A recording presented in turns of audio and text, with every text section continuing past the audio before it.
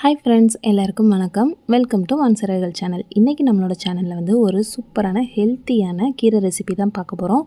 இது வந்து நம்ம தண்டங்கீரையை தான் பருப்பு போட்டு கூட்டு வைக்கிறோம். இந்த ரெசிபி நீங்கள் வீட்டில் இருக்கவங்களுக்கு செஞ்சு கொடுத்தீங்க அப்படின்னா கீரையே பிடிக்காதுன்னு சொல்கிறவங்க கூட விரும்பி சாப்பிடுவாங்க. அது போக குழந்தைங்க சுட சுட சாதத்தில் போட்டு பெரட்டி சாப்பிட்றதுக்கும் ரொம்பவே நல்லாயிருக்கும். இப்போ வாங்க நம்ம டைம் வேஸ்ட் பண்ணாமல் வீடியோக்குள்ளே போகலாம். அதுக்கப்புறம் உங்கள்கிட்ட ஒரு சின்ன ரெக்வெஸ்ட், இன்னும் நம்மளோட வான்சரர்கள் சேனலை சப்ஸ்கிரைப் பண்ணலை அப்படின்னா சப்ஸ்கிரைப் பண்ணிவிட்டு பக்கத்தில் இருக்க பெல் பட்டனையும் கிளிக் பண்ணிடுங்க. அப்போ தான் நான் போடக்கூடிய வீடியோஸ் உங்களுக்கு நோட்டிஃபிகேஷனில் வந்து சேரும். இதுக்கு முதல்ல ஒரு வானலியில் 2 டம்ளர் அளவுக்கு தண்ணி ஆட் பண்ணிக்கலாம். தண்ணி கொஞ்சம் சூடாகட்டும். அதுக்குள்ளேயே நம்ம 1/2 கப்பு பாசிப்பருப்பை ஒரு தடவை நல்லா அலசி எடுத்துகிட்டு வந்துடலாம். இப்போ நம்ம அலசி எடுத்துகிட்டு வந்த பருப்பை தண்ணி சூடானதுமே சேர்த்துக்கலாம்.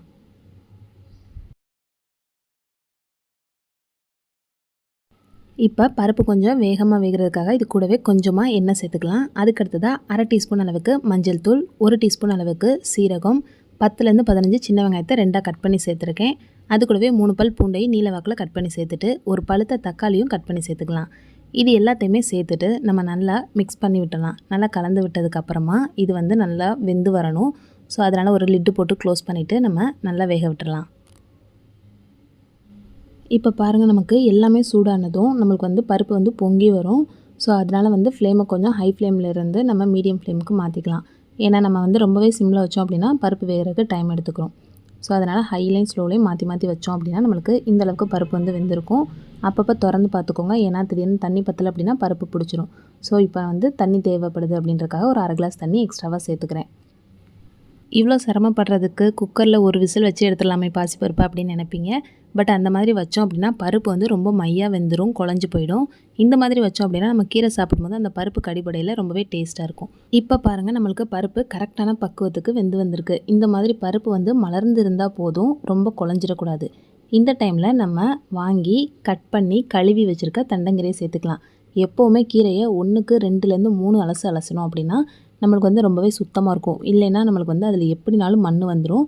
ஸோ அதனால் கீரை மட்டும் எப்போவுமே 3 அலசிக்கோங்க. உங்கள் வீட்டில் 4 பேர் இருக்கீங்க அப்படின்னா ஒரு கட்டு தண்டங்கீரை வந்து கரெக்டாக இருக்கும். தண்டங்கீரையை வந்து மோஸ்ட்லி பொரிச்சு தான் சாப்பிடுவாங்க. ஸோ இந்த மாதிரி ஒரு தடவை நீங்கள் பருப்பு போட்டு ட்ரை பண்ணி பார்த்தீங்க அப்படின்னா டேஸ்ட் வந்து வேறு லெவலில் இருக்கும். அதாவது வெஜிடேரியன் சாப்பிட்றவங்களுக்கு இதுதான் வந்து நான்வெஜ் ரெசிபின்னு கூட சொல்லலாம். ஏன்னா அந்தளவுக்கு கறி சுவையில் இருக்கும். பார்த்திங்களா, நம்ம கீரையை வந்து அள்ளி வைக்கும்போது அந்த சட்டி நிறையா இருந்துச்சு. பட் நம்ம வந்து ஹை ஃப்ளேமில் வச்சு 1 நிமிஷம் கிண்டணும் அப்படின்னா அந்த சூட்டுக்கு அந்த கீரை எல்லாமே நல்லா வதங்கி சட்டிக்கு பாதியாக போயிடும். ஸோ அதனால் நீங்கள் வந்து இந்த பாத்திரம் பத்தாது அப்படின்லாம் நினைக்க வேண்டாம். நம்ம சின்ன பாத்திரத்தில் வச்சோம் அப்படின்னாலும் வதங்கி வரும்போது நம்மளுக்கு கரெக்டாக இருக்கும். இப்போ பாருங்கள், நல்லா வந்து 1 நிமிஷத்துக்கு வதக்கியாச்சு. இப்போ லிட்டு போட்டு க்ளோஸ் பண்ணி 1 நிமிஷத்துக்கு மட்டும் வேக வச்சிடலாம்.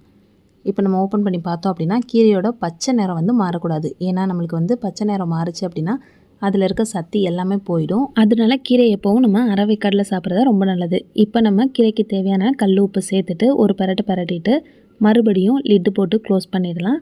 க்ளோஸ் பண்ணிவிட்டு இன்னும் ஒரு 2 நிமிஷம் மட்டும் நம்ம வச்சுக்கலாம். இப்போ பாருங்கள், கீரையும் பருப்பும் ஒன்றா வந்து சூப்பராக கிடச்சிருக்கு. இந்த டைமில் நம்ம இதுக்கு ஒரு சூப்பரான தாளிப்பு தான் கொடுக்க போகிறோம். அது ரொம்பவே ஸ்பெஷல். இப்போ வாங்க நம்ம எப்படி தாளிக்கிறதுன்னு பார்க்கலாம். அதுக்கு ஒரு தாளிப்பு கரண்டியில் கொஞ்சம் தாராளமாகவே நல்லெண்ணெய் சேர்த்துக்கலாம். எண்ணெய் நல்லா சூடானதும் 1 டீஸ்பூன் அளவுக்கு கடுகு உளுந்தம் பருப்பு சேர்த்துக்கலாம்.